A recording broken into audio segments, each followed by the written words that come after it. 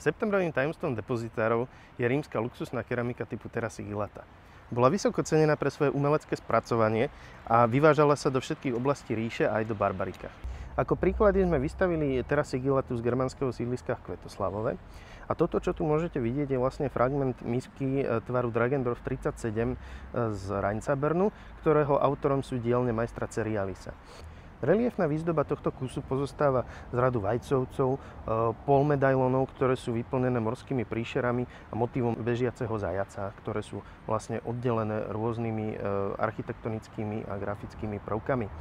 Najstaršia keramika typu Terra Sigillata, ktorá je výrobkom juhogalských dielní, sa na Slovensko dostáva na prelome 1. a 2. storočia. V priebehu 2. storočia ich nahrádzajú výrobky zo stredogalských dielní, hlavne z dielní Vlezo, a objavujú sa tiež výrobky z hornogermánskych a rejckých dielní, tam je dôležité výrobné centrum v Rheinzaberne. Import Terra Sigillaty končí v polovici 3. storočia, kedy germánske kmene nájazdmi zničili hornogermánsky a rejcký limit a zničili tak aj výrobné centra. Na prelome 2. a 3. storočia sa na Slovensko dostáva posledná veľká vlna importov Terra Sigillaty, a to sú výrobky z Westerndorfu a Pfaffenhofenu. Terra Sigillata sa vyrábala spôsobom otlačenia do formy, vďaka čomu celá reliefná výzdoba je krásne detailná a pôsobí úžasne ešte aj dnes.